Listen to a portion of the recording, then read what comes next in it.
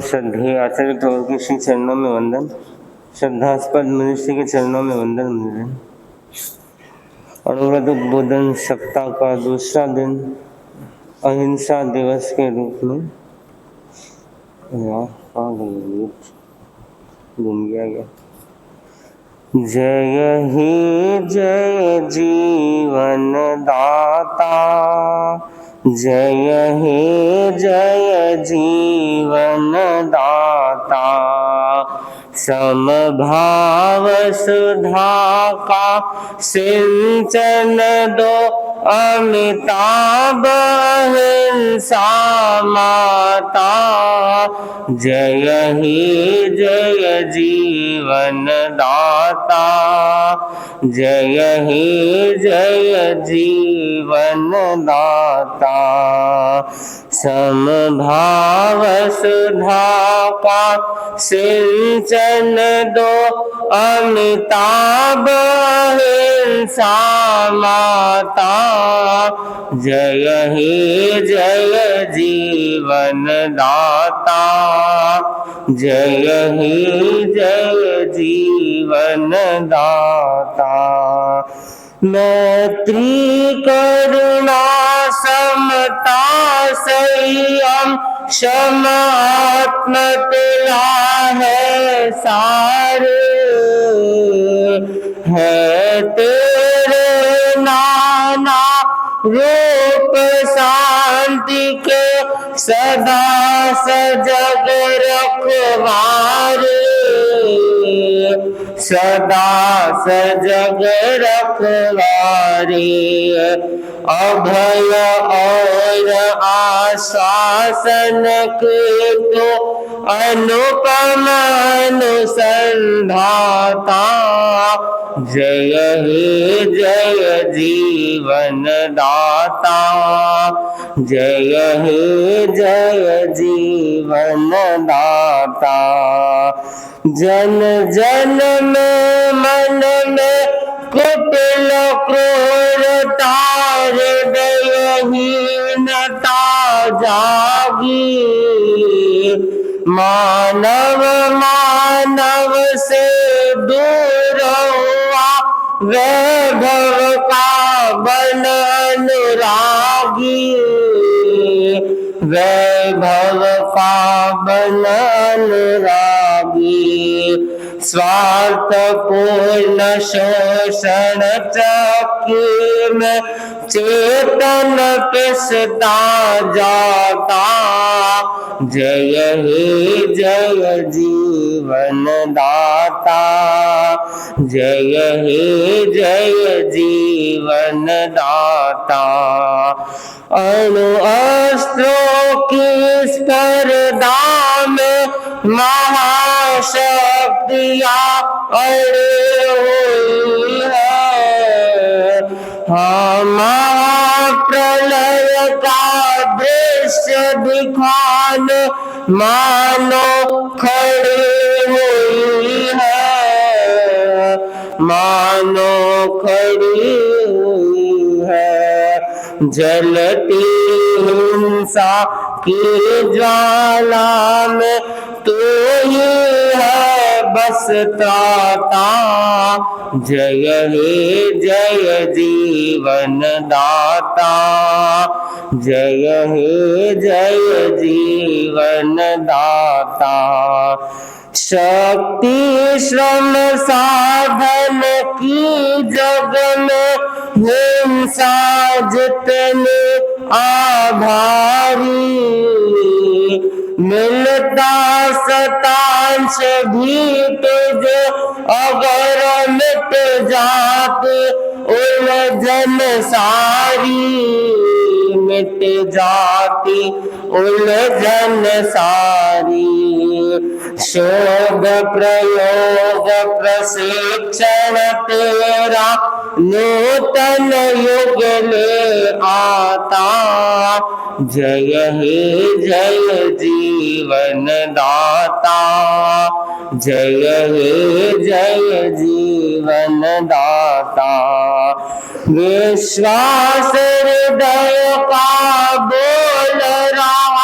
यदि मानव सुख का प्यासा तो उसे समझने होगी शाश्वत शांति सूत्र की भाषा, शांति सूत्र की भाषा। तुलसी इस अनुभव वाणी का बने विश्वगाता। जय हे जय जीवन दाता, जय हे जय जीवन दाता।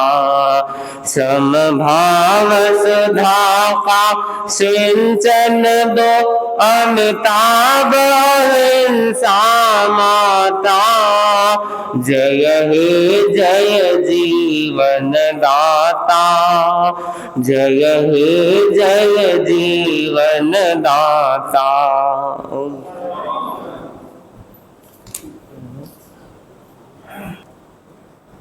मैं बुलाना चाहूँगा संजय जी पारक को अपने वक्तव्य के लिए। संजय जी पारक। अत्र विराजित चारित्रात्माओं के चरणों में भावभीनी वंदना। उपस्थित सभी भाइयों बहनों से सादर जय जिनेंद्र। आज 2 अक्टूबर गांधी जयंती है और अणुव्रत सप्ताह के अंतर्गत अहिंसा का विषय भी है। इस संदर्भ में मैं गुरु कृपा से एक रचना पेश कर रहा हूँ जिसका शीर्षक है गांधी जी और जैन धर्म। गांधी जयंती पर गांधी जी को श्रद्धा से विश्व करता है याद। गांधी जयंती पर गांधी जी को श्रद्धा से विश्व करता है याद। उनका कर्तृत्व और व्यक्तित्व और विशेष उनका गांधीवाद। जिस जीवन दर्शन के कारण उन्होंने पाई विशेष पहचान, कम लोग हैं जानते कि उसमें था जैन दर्शन का भी योगदान। भले जन्म से वे जैन नहीं थे, जैनी बन गए थे वे कर्म से।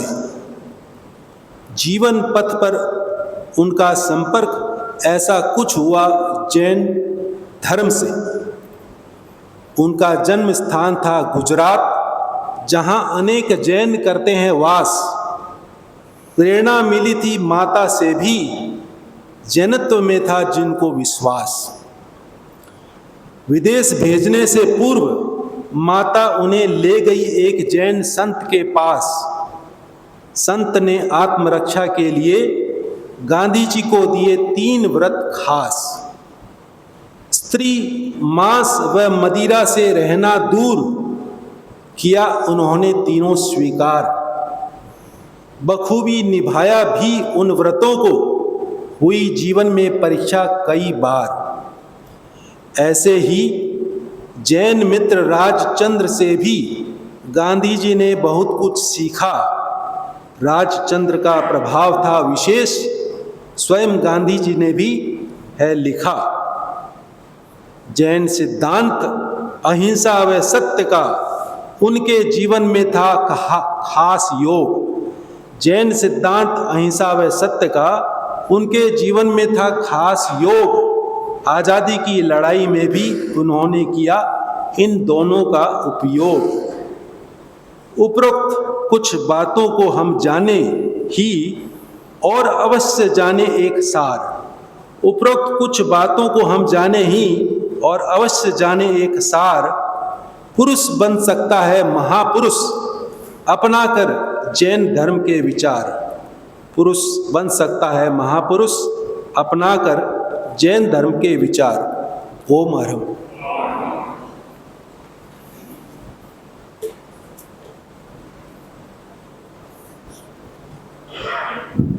अब अपने वक्तव्य के लिए मैं श्री गौतम जी शर्मा, हेड टीचर, नेहरू शिक्षा सदन को आमंत्रित करता हूँ। पक्ष महालया की पावन अवसर पर अंतर्राष्ट्रीय अहिंसा दिवस के विशेष अवसर पर और गांधी जयंती के विशेष अवसर पर दक्षिण हावड़ा के इस प्रतिष्ठित बिल्डिंग कॉम्प्लेक्स विवेक विहार के इस सुसज्जित सभागार में आयोजित अनुव्रत समिति हावड़ा के तत्वाधान में अहिंसा दिवस कार्यक्रम में सादर आमंत्रित श्रद्धेय जैन महामुनिगण, सादर आमंत्रित अतिथि वृंद, आदरणीय देवियों और सज्जनों, भाइयों और बहनों, बंधु बांधवों, आप सभी को मैं हार्दिक अभिनंदन, नमन बंदन करता हूं। इस कार्यक्रम की पूर्ण सफलता की कामना करते हुए मैं आभार प्रकट करना चाहता हूं आज के इस कार्यक्रम के आयोजक मंडली के कर्णधार, अनुव्रत समिति हावड़ा के सभापति महोदय माननीय श्री दीपक नखत जी का, सचिव श्री वीरेंद्र वोहरा जी का, शुभचिंतक और हितैषी माननीय गौतम दुगर जी का, भाई राकेश शर्मा जी का, जिन्होंने और अन्य सहयोगियों का, जिन्होंने इतना सुंदर और भव्य कार्यक्रम का यहाँ आयोजन किया और इस विशेष अवसर पर मुझे कुछ कहने का अवसर दिया। मान्यवर, जैसा कि आप सभी जानते हैं, अहिंसा का मतलब होता है हिंसा न करना। सृष्टि के किसी जीव को तन, मन, वचन और कर्म के माध्यम से कष्ट न पहुंचाना ही हिंसा कहलाता है। इसके विपरीत मनसा वाचा कर्मणा, यदि मन से भी किसी के बारे में अहित सोचते हैं, बुरा सोचते हैं, गलत सोचते हैं, वचन के द्वारा, बोली के द्वारा, कटुवाणी के द्वारा यदि किसी के हृदय पर आघात पहुंचाते हैं, ठेस पहुंचाते हैं, अथवा कर्म के माध्यम से यदि किसी के बनते हुए काम को बिगाड़ने की चेष्टा करते हैं या कोई षड्यंत्र करते हैं, तो यह सरासर हिंसा कहलाता है। हिंसा जो कि पाप है, जो कि अधर्म है, जो कि अशांति है, जो कि द्वेष है, जो कि अहंकार है, जो कि असफलता है और नाश की ओर धकेलता है। जबकि अहिंसा के पथ पर चलकर व्यक्ति प्रेम और सद्भावना की सृष्टि कर सकता है। समाज में भाईचारे को मजबूत बना सकता है। अपने मृदुल स्वभाव, अपनी मृदुल भाषा से अपना बिगड़ता हुआ काम भी बना डालता है, सफलता अर्जित करता है। अहिंसा प्रेम की भाषा है, अहिंसा मैत्री की भाषा है, अहिंसा सुमार्ग है, अहिंसा सद्गति है, अहिंसा जीवनदान है, अहिंसा दया है, अहिंसा करुणा है, अहिंसा परोपकार है, अहिंसा संस्कार है, अहिंसा जीवनदान है, सफलता का सुगम रास्ता है। अहिंसा खुशी है, अहिंसा शांति है, अहिंसा आत्मबल है, अहिंसा सच्चा विचार है, अहिंसा त्याग और बलिदान है, अहिंसा विचार है, वीरता की पहचान है। यही नहीं, अहिंसा सत्यमेव जयते का एक सुगम मार्ग है। जैन धर्म में अहिंसा को परमो धर्म माना गया है। अहिंसा से बढ़कर दूसरा कोई पुनीत कार्य नहीं है। भगवान वर्धमान महावीर स्वामी ने अहिंसा के मार्ग को मोक्ष प्राप्ति का रास्ता बताया। सभी जीवों की रक्षा करना हमारा धर्म है, इन्होंने बताया। यही नहीं, बौद्ध धर्म में भी भगवान बुद्ध अहिंसा के रास्ता को अपनाकर मोक्ष प्राप्ति का मार्ग बताया था।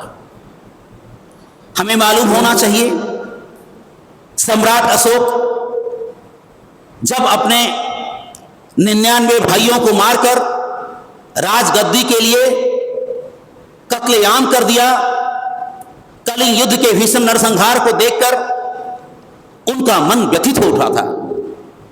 तब वो शांति की खोज में, अमन चैन की खोज में भगवान बुद्ध के शरण गए, बुद्धम शरणम गच्छामि, और उन्होंने भी यही अहिंसा का मार्ग अपनाने को कहा और उनकी मोक्ष प्राप्ति हुई। सम्राट अशोक कलिंग युद्ध के भीषण नरसंहार से इतना व्यथित हो उठे थे कि अब वो अस्त्र शस्त्र की विजय की वजह के बदले में धर्म विजय करना चाहते थे। लोगों के हृदय पर अच्छे कार्यों के द्वारा, अच्छे व्यवहार के द्वारा वो धर्म विजय करना चाहते थे। पौराणिक काल में, महाभारत काल में भगवान श्री कृष्ण हस्तिनापुर के अहंकारी राजकुमार दुर्योधन के समक्ष शांति का प्रस्ताव लेकर गए थे, अहिंसा का प्रस्ताव लेकर गए थे, मैत्री का प्रस्ताव लेकर के गए थे, सुमार्ग का रास्ता दिखाने गए थे। आधे राज्य नहीं बल्कि सिर्फ 5 गांव ही पांडवों के लिए मांगने गए थे, किंतु अहंकारी दुर्योधन भगवान के इस शांति प्रस्ताव को ठुकरा दिया, इस मैत्री के प्रस्ताव को ठुकरा दिया, इस अहिंसा के प्रस्ताव को ठुकरा दिया। यही नहीं,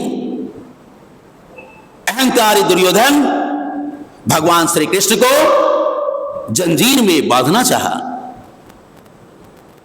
भगवान कुपित हो गए, अपना विशाल विकराल रूप धारण किए। उस अहंकारी दुर्योधन के चलते महाभारत का विनाशकारी युद्ध हुआ, मानवता विध्वंस हुआ। मैत्री की राह बताने को, सबको उस मार्ग पर लाने को, भीषण विध्वंस बचाने को, दुर्योधन को समझाने को भगवान हस्तिनापुर आए, लेकर पांडव का संदेशा आए। 2 न्याय अगर तो आधा दो, पर इसमें भी यदि बाधा हो तो दे दो केवल 5 ग्राम, रखो अपनी धरती तमाम, हम वही खुशी से खाएंगे, परिजन पर असी न उठाएंगे। दुर्योधन वह भी दे न सका, दुर्योधन वह भी दे न सका, आशीष समाज की ले न सका, उल्टे हरि को बांधने चला, उल्टे हरि को बांधने चला, जो था असाध्य साधने चला। कवि ने ठीक कहा है, जब नाश मनुष्य पर छाता है पहले विवेक मर जाता है। हरि ने भीषण हुंकार किया, हरि ने भीषण हुंकार किया, अपना स्वरूप विस्तार किया। डगमग डगमग दिग्गज डोले, भगवान कुपित होकर बोले, जंजीर बढ़ाकर साध मुझे, हाँ दुर्योधन बांध मुझे। भगवान कुपित हो गए। भगवान के शांति के प्रस्ताव को, अहिंसा के प्रस्ताव को अहंकारी दुर्योधन नहीं माना, जिसके वजह से महाभारत जैसा विनाशकारी युद्ध हुआ, जिसमें मानवता विध्वंस हुई, मानवता शर्मसार हुई। जैसा कि हम सभी जानते हैं, आज सत्य और अहिंसा के पुजारी, अमन के देवता महात्मा गांधी जी का जन्म दिवस है। गांधी जयंती मनाई जा रही है। पूरा विश्व अंतर्राष्ट्रीय अहिंसा दिवस मना रहा है। वही गांधी जी, वही 2 टूक कपड़ा पहने, नंगे पैर, हाथ में लाठी लिए हुए, चेहरे पर चश्मा डाले हुए, पूरे आत्मविश्वास और स्वाभिमान के साथ उन्होंने भारतीय स्वाधीनता संग्राम में यदि अपना कोई हथियार बनाया था तो वो हिंसा का मार्ग नहीं बल्कि अहिंसा का मार्ग अपनाया था। अभी कुछ देर पहले हमारे पूर्व वक्ता एक अच्छी बात बोल कर गए थे। महात्मा गांधी भले गुजरात में रहने वाले थे, विज्ञानी नहीं थे, परंतु जैन धर्म का एक अच्छा प्रभाव उनके व्यक्तित्व पर पड़ा था। उन्होंने भी सत्य और अहिंसा का मार्ग अपनाया था। दे दी हमें आजादी बिना खड़ग बिना ढाल, दे दी हमें आजादी बिना खड़ग बिना ढाल, साबरमती के संत तूने कर दिया कमाल। मेरे साथ इसको रिपीट करिए, हम जब बोले आपके साथ बहुत अच्छा लगेगा। दे दी हमें आजादी बिना खड़ग बिना ढाल से, दे दी हमें आजादी बिना खड़ग बिना ढाल, साबरमती के संत तूने कर दिया कमाल, साबरमती के संत तूने कर दिया कमाल। रघुपति राघव राजा राम, रघुपति राघव राजा राम, धरती पे लड़ी तूने अजब ढंग की लड़ाई, धरती पे लड़ी तूने अजब ढंग की लड़ाई, दागी न कहीं तोप न बंदूक चलाई, दागी न कहीं तोप न बंदूक चलाई, दुश्मन के किले पर भी न की तूने चढ़ाई, दुश्मन के किले पर भी न की तूने चढ़ाई, वह रे फकीर खूब करामात दिखाई, वह रे फकीर खूब करामात दिखाई, चुटकी में दुश्मनों को दिया देश से निकाल, चुटकी में दुश्मनों को दिया देश से निकाल, साबरमती के संत तूने कर दिया कमाल, साबरमती के संत तूने कर दिया कमाल। रघुपति राघव राजा राम, रघुपति राघव राजा राम। महात्मा गांधी सिर्फ 2 टूक वस्त्र पहने, नंगे पैर, आंखों में चश्मा लगाए, हाथ में लाठी लिए, पूरे स्वाभिमान के साथ, पूरे आत्मविश्वास के साथ, सिर्फ और सिर्फ सत्य और अहिंसा का मार्ग को अपना करके, सत्य और अहिंसा के हथियार को अपना करके 200 वर्षों की ब्रिटिश साम्राज्य हुकूमत को भी अपने सामने झुकने को मजबूर कर दिया। मैं ये नहीं कहता कि सिर्फ गांधी जी ने ही भारतीय स्वाधीनता संग्राम में आजादी दिलाई थी, बल्कि उनका जो हथकंडा था, उनका जो विचार था, उनका जो व्यक्तित्व था, उनके अंदर जो सांगठनिक क्षमता थी, आज भी महात्मा गांधी के उस अहिंसा के मार्ग को आज भी जरूरत है, आज भी प्रासंगिक है। ईसा मसीह भी, ईसाई धर्म में ईसा मसीह जी जब लोगों को जीवों पर दया दिखाने की बातें कर रहे थे, अहिंसा की बातें बता रहे थे, सन्मार्ग की बातें बता रहे थे, सुमार्ग की बातें बता रहे थे, राग और द्वेष के बसीभूत होकर उनके शत्रुओं ने, यहूदियों ने ईसा मसीह को अपने रास्ता से हटाना चाहा। अंततः उन लोगों ने ईसा मसीह को सूली पर लटका दिया, परंतु ईसा मसीह सूली पर लटकते हुए भी अत्याचारियों को अहिंसा का पाठ पढ़ा रहे थे। वे ईश्वर से प्रार्थना कर रहे थे, हे ईश्वर, इन्हें क्षमा कर देना, ये नासमझ हैं, ये नादान हैं, इन्हें ये नहीं पता कि ये क्या कह रहे हैं, क्या कर रहे हैं। मरते दम तक, अंत तक अहिंसा का पाठ उन्होंने पढ़ाया है। यही नहीं, अहिंसा सच्ची वीरता की पहचान है। अहिंसा में इतनी बड़ी ताकत है कि यदि महाभारत काल में अहिंसा का मार्ग प्रासंगिक था,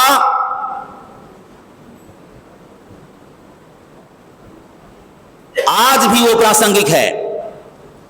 गांधीयन एरा में यदि अहिंसा का मार्ग प्रासंगिक था, तो आज भी वो एप्लीकेबल है, आज भी वो प्रासंगिक है। हम सभी देख रहे हैं, कई वर्षों से रूस और यूक्रेन का युद्ध देख रहे हैं, क्या परिणाम निकल रहा है। कई वर्षों से युद्ध ही युद्ध हुआ जा रहा है। युद्ध कोई समस्या का समाधान नहीं, बल्कि सिर्फ शक्ति का प्रदर्शन है, जिसमें मानवता की क्षति होती है, मानवता विध्वंस होता है, मानवता शर्मसार होता है। जहां तहां सिर्फ खून खराबा हो रहा है, शांति भंग हो रही है, विकास में बाधक है। अतः हमें कतई अहिंसा का मार्ग नहीं अपनाना चाहिए। यदि शांति और अहिंसा के द्वारा समस्या का समाधान निकालना चाहें तो वो निकल सकता है। आज हम देख रहे हैं वर्तमान युग में, वर्तमान समय में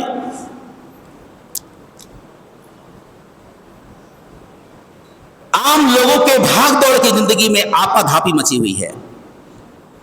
सभी लोग एक दूसरे को पीछे छोड़कर आगे बढ़ने की होड़ में लगे हुए हैं,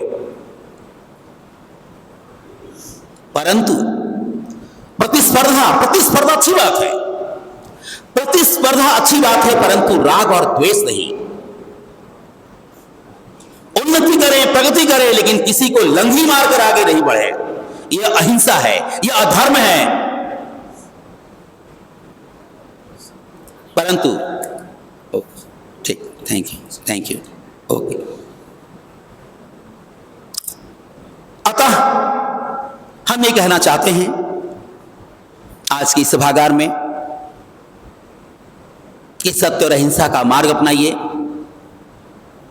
अपने जीवन को सफल बनाइए, एक दूसरे के सुख दुख में उपस्थित होइए, कर्मठ बनिए, ईमानदार बनिए, किसी को लंघी मारकर आगे नहीं बढ़िए। नहीं तो जब नियति की कठोर सजा मिलेगी, कठोर दंड मिलेगा, तो आप निस्तेनाबूद हो जाएंगे, आप संभल नहीं पाएंगे।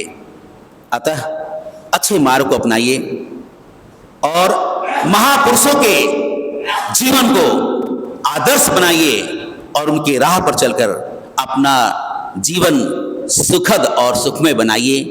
इन्हीं सब चंद बातों के साथ पूजा पर्व,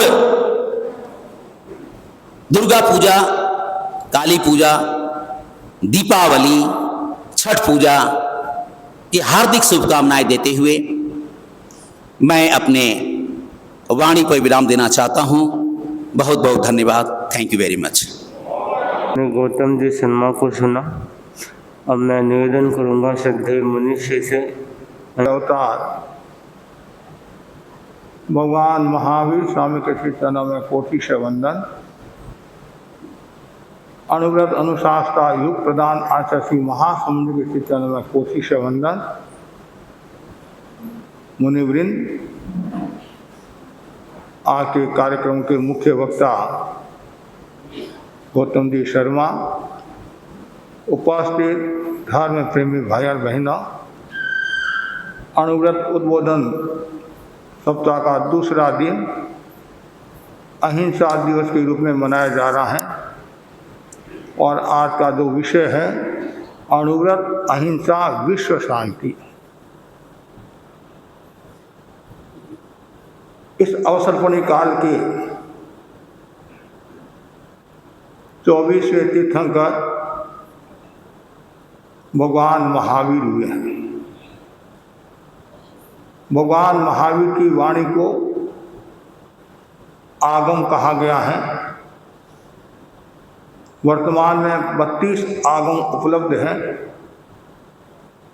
उनमें महत्वपूर्ण आगम 10 श्रेयकालिक सूत्र हैं। 10 श्रेयकालिक सूत्र की महत्वपूर्ण गाथा, प्रथम अध्ययन की प्रथम गाथा, धम्मो मंगल मुक्तितम अहिंसा संयमो देवावितम नमन संति 10 धम्मे श्रावण। भगवान महावीर धर्म के महान प्रयोक्ता थे। उन्होंने कहा मानव जीवन का लक्ष्य है आत्मा का परिमार्जन, आत्मा का परिष्कार। आत्मा के परिमार्जन का साधन धर्म है। धर्म शोधन की प्रक्रिया है, जीवन का शाश्वत मूल्य है, यह एक सार्वभौम तत्व है। आत्म साक्षात्कार या सत्य के साक्षात की प्रक्रिया का नाम धर्म है। आत्मा ही धर्म है, सत्य ही धर्म है। धर्म एक अखंड चेतना है, इसे टुकड़ों में विभक्त करना कठिन है। धर्म का एक प्रायोगिक रूप है व्रत। भगवान महावीर ने महाव्रत और व्रतों के बारे में बताया, अनुव्रतों के बारे में बताया। अनुव्रत का अर्थ है छोटे छोटे नियम। जैसे मैं निरपराध प्राणी की हिंसा नहीं करूँगा, आक्रामक नीति को नहीं अपनाऊंगा। तो छोटे छोटे नियम को जो स्वीकार करता है तो समझना चाहिए वो अपने जीवन में धर्म को उतारा है। इसलिए बहुत सुंदर कहा गया है, जो व्यक्ति व्रत को जीवन में उतारता है, अनुव्रत को जीवन में उतारता है, वो बहुत बड़ी शक्ति संपदा को प्राप्त होता है। तो अनुव्रत जागृति की प्रयोगशाला है। अनुव्रत क्रिया कांडों पर बल नहीं देता है, बल्कि चारित्र शुद्धि पर बल देता है। तो आज वर्तमान में चरित्र की परम अपेक्षा है, चारित्र की परम अपेक्षा है। बहुत सुंदर कहा गया है, पहाड़ से जो गिरता है एक बार मरने की संभावना रहती है, तो चरित्र रूपी पहाड़ से गिरता है वो बार बार जन्म मरण करता रहता है, बार बार दुख पीड़ा कष्ट को प्राप्त होता रहता है। तो जीवन में चरित्र जरूरी है, और चरित्र के विकास के लिए, चरित्र की शुद्धि के लिए अनुव्रतों के नियमों को स्वीकार करना चाहिए। और जो आज जो विषय है अहिंसा विश्व शांति, तो अनुव्रत के जो प्रारंभ के जो 3 नियम हैं वो सब अहिंसा से संबंध रखने वाले हैं। तो भगवान महावीर स्वयं अहिंसा के महान प्रयोक्ता थे। उन्होंने अहिंसा का उपदेश ही नहीं दिया, अहिंसा की व्याख्या ही नहीं की, उन्होंने अहिंसा को जिया। उनकी सन्निधि में कोई भी प्राणी आता और गैर भाव को भूल जाता, हिंसा को भूल जाता और अहिंसा की साधना करता। तो भगवान महावीर ने अहिंसा के बारे में बहुत बताया, और भगवान महावीर के लिए भी कहा जाता है और ग्रंथों में कहा गया है, भगवान महावीर अहिंसा के अवतार थे, अहिंसा के अवतार थे। उन्होंने जो अहिंसा की परिभाषा दी, तब भगवान महावीर चंपापुरी नगरी में विराज रहे थे। प्रवचन के पश्चात कुछ शिष्य मंडली सन्निधि में बैठी थी और एक शिष्य ने प्रश्न किया, अहिंसा क्या है? भगवान ने कहा, प्राणी मात्र के प्रति संयम रखना ही अहिंसा है। पक्षी काय, अवकाय, तेजस काय, वायु काय, वनस्पति काय, तृष काय के प्रति संयम रखना ही अहिंसा है। फिर प्रश्न किया गया, अहिंसा का व्यवहारिक रूप क्या है? तो भगवान ने कहा, सभी जीव जीना चाहते हैं, मरना कोई नहीं चाहता है। फिर प्रश्न किया गया, अहिंसा का पारमार्थिक पहलू क्या है? तो जीव घात से कर्मों का बंधन होता है, जन्म मरण करना पड़ता है, इसलिए व्यक्ति हिंसा को छोड़े, अहिंसा की साधना करे। आज वर्तमान में हिंसा का प्रशिक्षण दिया जा रहा है, मारक पदार्थों का प्रशिक्षण दिया जा रहा है, लेकिन आवश्यकता है अहिंसा का प्रशिक्षण देना चाहिए। आचार्य महाप्रज्ञ जी ने अहिंसा यात्रा के जरिए उन्होंने अहिंसा का प्रशिक्षण दिया। आचार्य महासमंद जी ने अहिंसा यात्रा के जरिए अहिंसा का प्रशिक्षण दिया कि आपस में प्रेम से रहो, सौहार्द से रहो, नैतिकता का जीवन जियो, नशा मुक्ति का जीवन जियो। तो जरूरी है हमारे भीतर में अहिंसा का विकास। लेकिन आचार्य महाप्रज्ञ जी फरमाते थे कि अहिंसा से पहले हमें हिंसा को समझना जरूरी है। आदमी हिंसा क्यों करता है? अहिंसा की बात तो हम बोलते हैं अहिंसा अहिंसा, लेकिन उससे पहले हिंसा के कारणों को जानना चाहिए। आदमी हिंसा क्यों करता है, अपराध क्यों करता है? उसके पीछे अनेक कारण हैं। सबसे महत्वपूर्ण जो कारण बताया रोटी का अभाव होता है तब आदमी हिंसा करता है। तो जितने भी जो संगठन खड़े हुए हैं, जो हिंसात्मक संगठन खड़े हुए हैं, उनके पीछे एक मुख्य कारण है रोटी का अभाव। चाहे माओवादी ले लो, चाहे और कुछ ले लो, ये बड़ा कारण है रोटी का अभाव। दूसरा शोषण, वहाँ के लोगों ने शोषण किया और शोषण के कारण फिर उन्होंने हिंसा का रास्ता अपनाया। तीसरा कारण है शिक्षा का अभाव। जहाँ शिक्षा नहीं होती है वहाँ व्यक्ति हिंसा करता है। चौथा जो कारण बताया है वह है संस्कारों से हीन, जिसके जीवन में संस्कार नहीं होता है वह हिंसा करता है। पांचवा जो कारण बताया है सत्ता के उन्माद में आदमी हिंसा करता है। सत्ता का बोलबाला होता है, हमारी सत्ता है, हम कुछ भी कर सकते हैं, तो सत्ता के उन्माद में हिंसा करता है। अमीरी में हिंसा करता है, गरीबी में हिंसा करता है, तनाव में हिंसा करता है और नशे में आदमी हिंसा करता है। ईर्ष्या, प्रतिशोध, द्वेष के कारण आदमी हिंसा करता है। आज वर्तमान में हम जो देख रहे हैं, जो युद्ध हो रहे हैं, एक देश दूसरे देश के ऊपर आक्रमण कर रहा है या मिसाइलें छोड़ रहा है और कुछ कर रहा है, इसके पीछे कारण क्या है? सत्ता का उन्माद, ईर्ष्या, प्रतिशोध। कोई देश आगे बढ़ रहा है, वो देश को कैसे नीचे गिराना, ये मन में जो भाव होता है ये क्या हिंसा है। जब तक हिंसा को हम दूर नहीं करेंगे तब अहिंसा का विकास कैसे होगा? हिंसा को दूर करना जरूरी है। जैसे दो मार्ग है, अहिंसा और हिंसा। अहिंसा सुमार्ग है और हिंसा कुमार्ग है। जैसे गौतम जी ने कहा नहीं, अहिंसा सुमार्ग है, बहुत अच्छा मार्ग है, और अहिंसा के मार्ग पर चलने वाले कम हैं और हिंसा के मार्ग पर चलने वाले ज़्यादा हैं।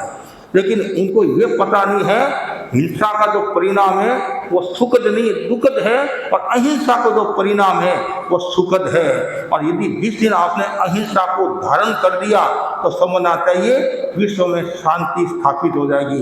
भारतीय संस्कृति अध्यात्म प्रधान संस्कृति है और अध्यात्म की आत्मा क्या है? अहिंसा है। अहिंसा सार्वभौम तत्व है। अहिंसा में संकीर्णता नहीं है, अहिंसा में विरोधाभास नहीं है, अहिंसा में क्या है? आत्मा है। अहिंसा में प्रेम है, सौहार्द है, करुणा है। इसलिए ज्ञानी जन ने कितना सुंदर कहा है, अहिंसा परम तप है, अहिंसा परम ज्ञान है, अहिंसा यज्ञ है और अहिंसा परम पद है। इसलिए अहिंसा की साधना करने वाला व्यक्ति उत्तरोत्तर प्रगति को प्राप्त होता है। संस्कृत के श्लोक का सार यह है, जो अहिंसा की साधना करता है, जिनके रोम रोम में अहिंसा है, तो वो आरोग्य को प्राप्त होता है, दीर्घ आयुष्य को प्राप्त होता है और उनके कोई भी विरोधी लोग नहीं होते हैं। जैसे भगवान महावीर थे, अहिंसा के अवतार थे, उन्होंने अहिंसा का जीवन जिया, पूर्ण अहिंसा का जीवन जिया, तो उनके कोई विरोधी नहीं थे। विरोधी किसके होते हैं? जिनके मन में हिंसा का भाव होता है, राग देश का भाव होता है, उनके विरोधी लोग ज्यादा देंगे। एक व्यक्ति शांति का जीवन जीता है, कोई थारी मारी नहीं करता है, कोई इधर उधर गलत बात नहीं करता है, तो उसके कोई विरोधी नहीं होगा। तो विरोधी किसके होते हैं? तो जिसके भीतर में राग देश है। हमारे जैन दर्शन में एक शब्द आता है, योग शब्द आता है। योग शब्द आता है, एक योग का जुड़ना भी होता है, मिलना भी होता है, लेकिन तत्व की भाषा में मन वचन काय की प्रवृत्ति को योग कहा गया है। मन की प्रवृत्ति, वचन की प्रवृत्ति और काया की प्रवृत्ति। तो मन से असत प्रवृत्ति भी होती है, मन से सत प्रवृत्ति भी होती है, वचन से असत प्रवृत्ति भी होती है, वचन से सत प्रवृत्ति भी होती है, काया से असत प्रवृत्ति भी होती है और काया से सत प्रवृत्ति भी होती है। जैसे आपने बुरा सोचा, नेगेटिव सोचा, ये असत प्रवृत्ति होगी। आपने कठोर वचन बोला, ये असत प्रवृत्ति होगी। आपने काया से किसी को मारा पीटा, ये असत प्रवृत्ति होगी। और आपने अच्छा सोचा, पॉजिटिव सोचा, वो क्या हो गया? अहिंसा हो गया, सत प्रवृत्ति होगी। और आपने प्यार से बोला और अहिंसात्मक तरीके से बोला, वह सत प्रवृत्ति होगी। और आपने काया से कोई हिंसा नहीं की, योगासन आदि सत प्रवृत्ति की, तो वो क्या है? अहिंसा होगी। तो ये तीन बड़े बिंदु है, मन वचन काया। इन तीनों को जो वश में कर लेता है और सम्यक प्रवृत्ति करता है तो समझना चाहिए उसके जीवन में अहिंसा है।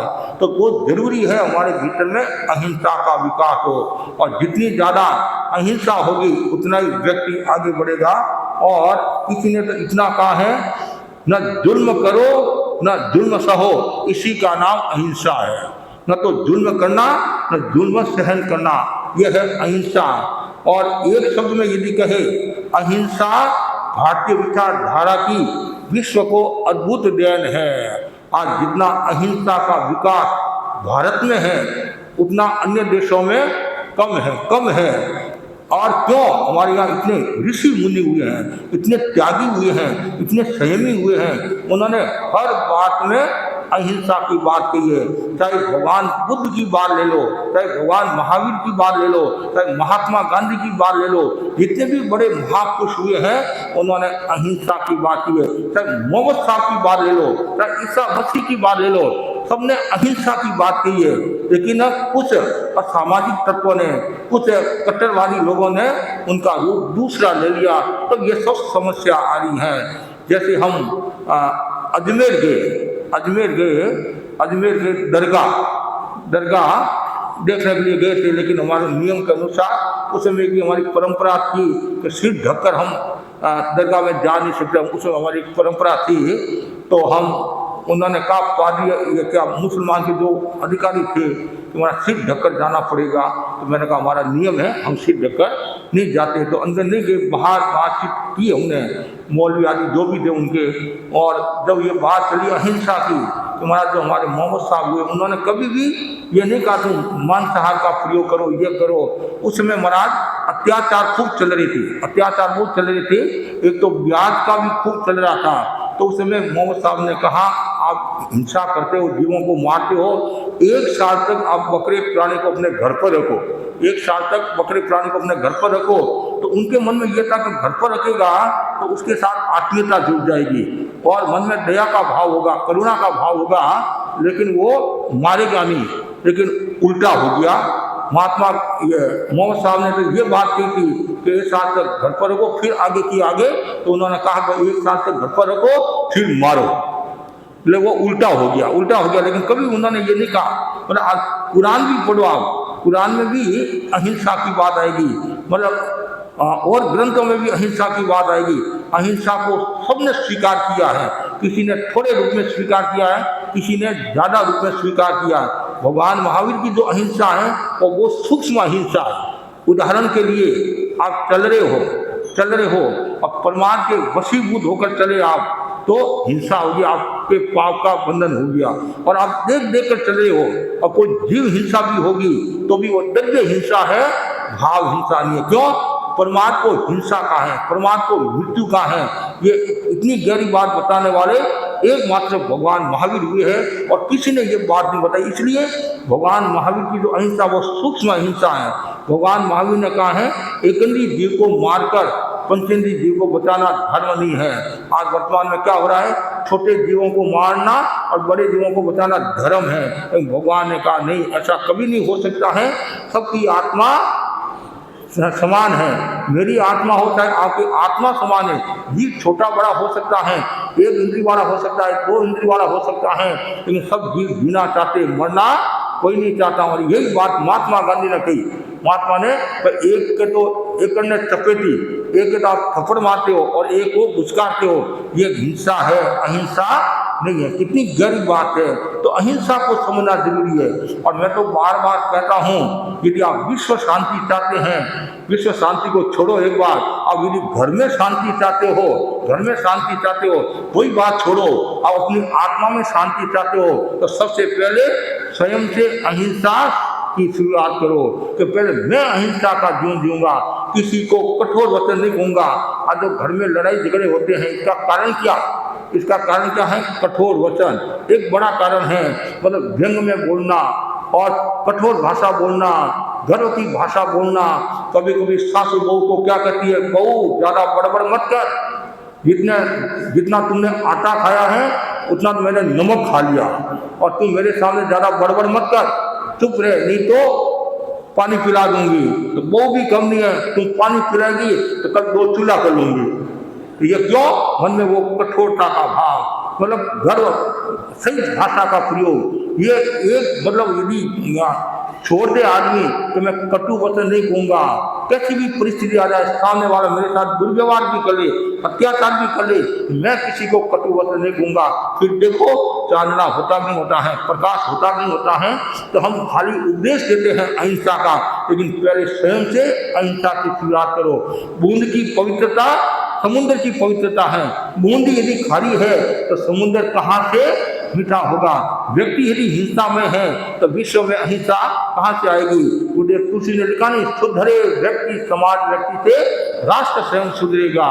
हम दूसरों को सुधारने के बजाय अपने आप को सुधार लो तो विश्व सुधर जाएगा। तो बहुत जरूरी है, तो स्वयं से अहिंसा की शुरुआत होनी चाहिए।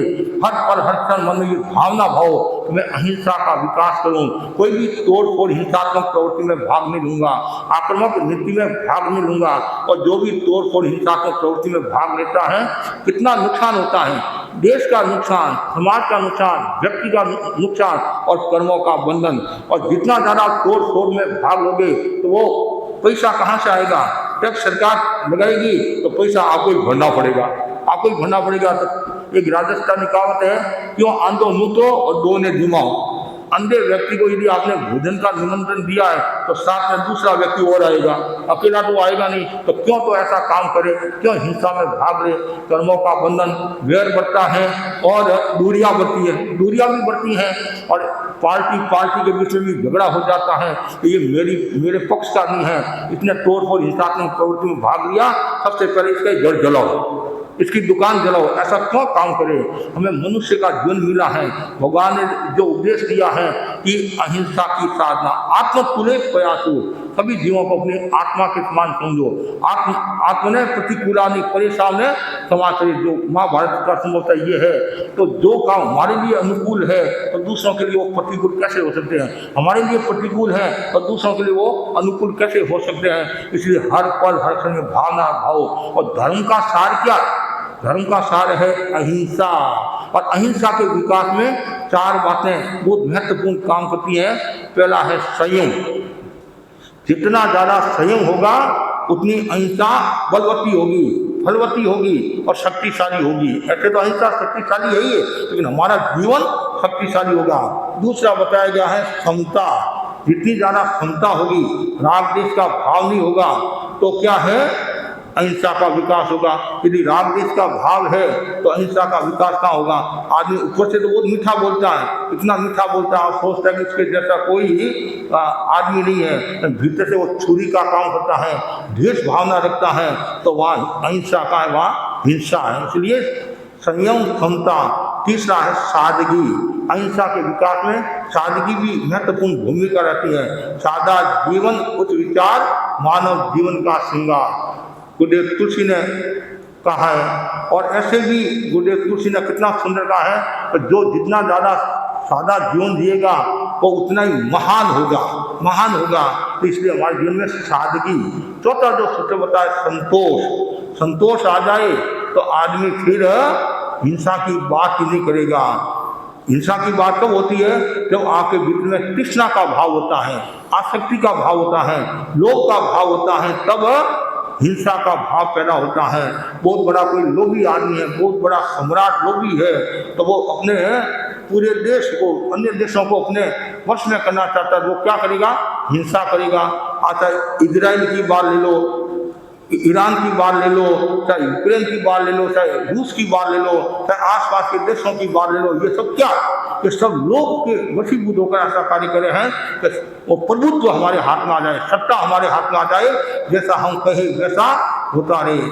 अरे तुम ये नहीं समझते, तुम्हारे परिवार के सदस्य तुम्हारे वश में नहीं है और तुम देश को वश में करने की बात कर रहे हो। पहले परिवार को तो वश में कर लो, पहले जातिजनों को तो वश में कर लो, पहले अपनी आत्मा को तो वश में कर लो, फिर दूसरों को वश में करने की बात करना। तो आवश्यकता है हमारे भीतर में संतोष, और जितना ज़्यादा संतोष होगा उतना ही हमारा जीवन पवित्र और निर्मल होगा। तो हमारे जीवन में अहिंसा का भाव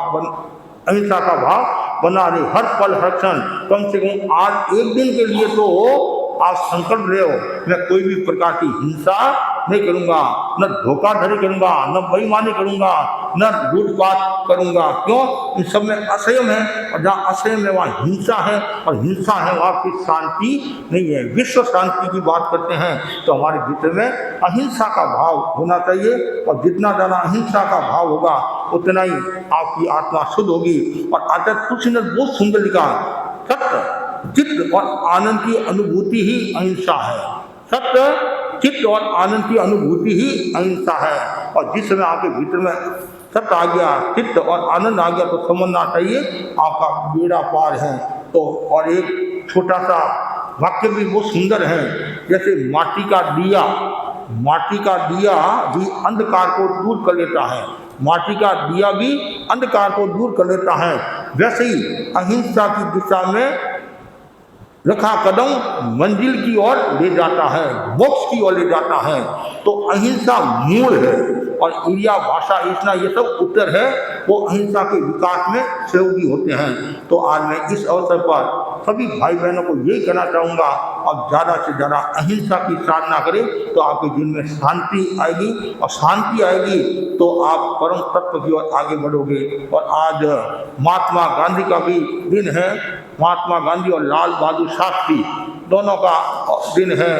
और महात्मा गांधी के बारे में बहुत लिखा हुआ भी खूब है। दुनिया में अनेक महापुरुष हुए हैं, उनमें एक महापुरुष महात्मा गांधी भी हैं। महात्मा गांधी का जीवन सादगी में जीवन था, सात्विक जीवन था। जैसे गौतम जी ने आपको बताया, लाठी और छोटा सा कपड़ा, और पैरों में जूते नहीं, नंगे पाँव, बोलो है, और चश्मा, वही सामान्य है। अब बोलो, इतना बड़ा आदमी, इतना बड़ा व्यक्तित्व, लेकिन जीवन कितना सादा था। तड़क भड़क का जीवन जीने वाला कभी भी बड़ा आदमी नहीं होता है।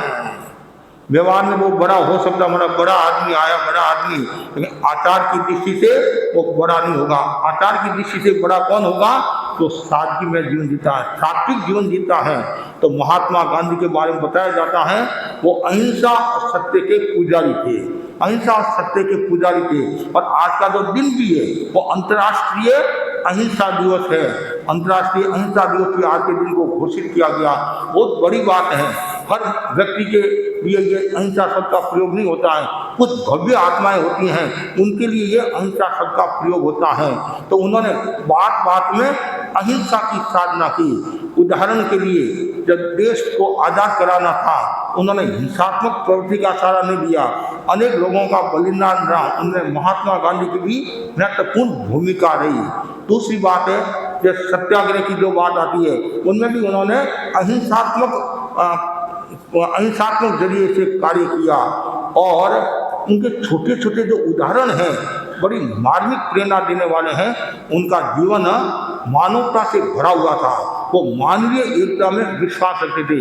एक बार की बात है, साबरमती में रात को चोर चोरी करने के लिए आ गया। और चोर तो कहीं भी जा सकता है, वो ये नहीं देखता कि झोपड़ी है या बंगला है, चाहे उपासना है, मंदिर है, जहाँ भी कुछ मिले वहाँ चला जाए। नहीं तो घंटी लेकर भी आ जाएगा, घंटी लेकर भी आ जाएगा, घंटा लेकर भी आ जाएगा, उसको तो कुछ चाहिए।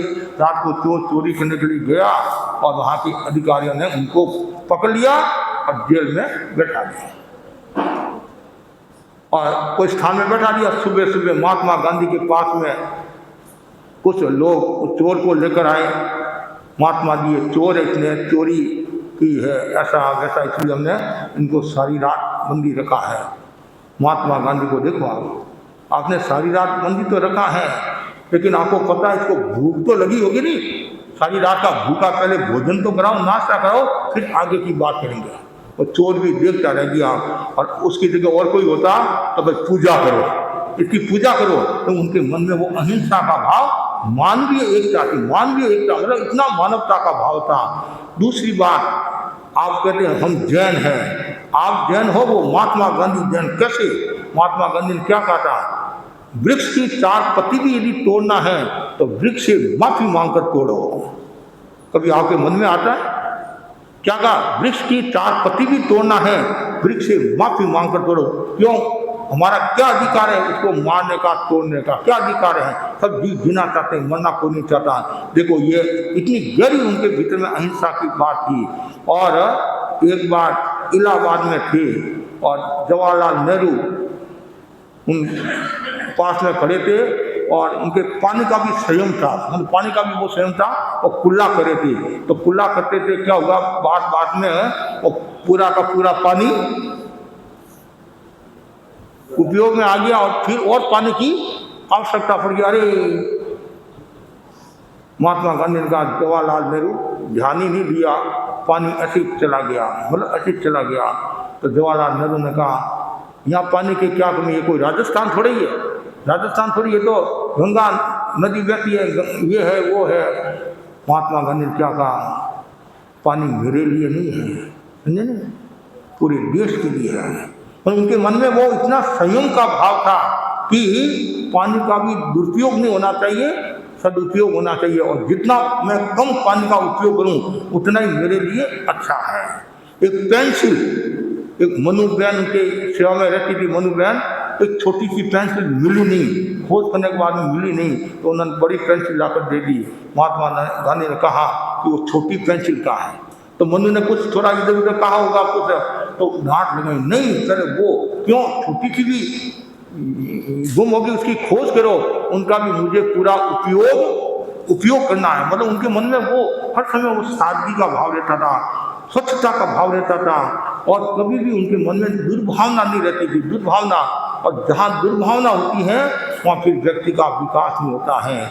और वो लिखते हैं कि जब उन्होंने कहा मुझे विदेश पढ़ने के लिए जाना, जैसे आपने कहा ना विदेश पढ़ने के लिए जाना है, और माँ की इच्छा नहीं थी कि मेरा बेटा विदेश जाए, और यदि वो विदेश जाएगा तो भ्रष्ट होकर आएगा। उस समय की वो धारणा थी, कोई भी विदेश जाता तो भ्रष्ट होने की संभावना बनी रहती है। और उसने कहा मुझे विदेश जाना है, जाना है, जाना है।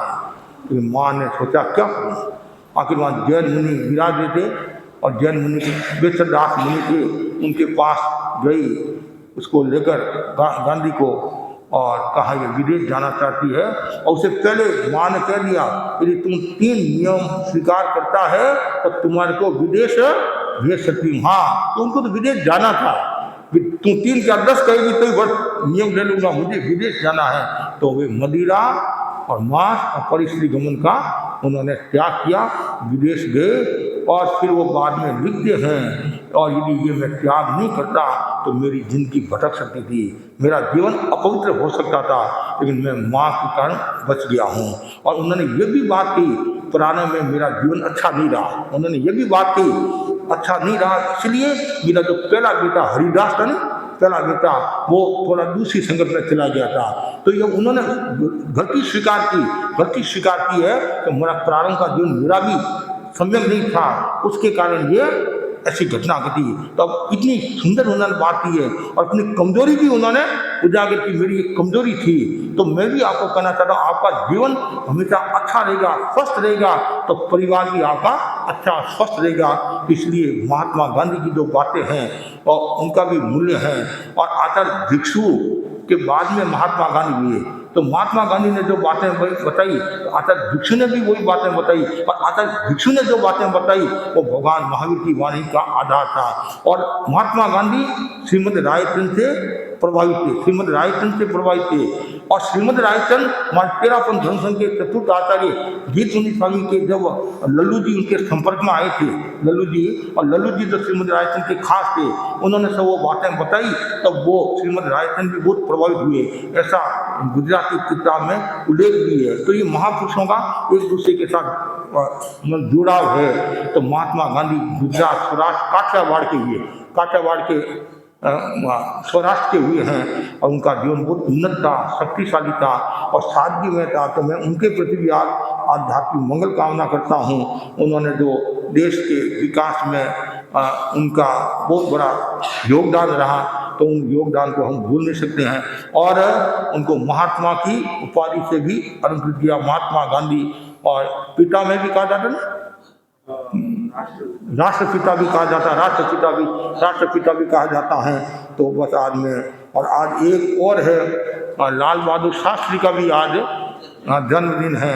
और लाल बहादुर शास्त्री भी बहुत सादगी वाले थे, इतने सादगी वाले थे, जैसा मैंने सुना है कि वो सरकारी कार्य के लिए ही गाड़ी का उपयोग करते थे, व्यक्तिगत कार्यों में अपनी वो सरकार की गाड़ी का उपयोग नहीं करते थे। और आज हम देखते हैं खुद का काम पूरा करते हैं और सरकार में लिखा देते हैं, ये कर देते हैं, वो कर देते हैं, लेकिन वो इतने सादगी में वो असमय में चले गए, वो एक अलग बात है, लेकिन उनको भी देश कभी नहीं भूलेगा।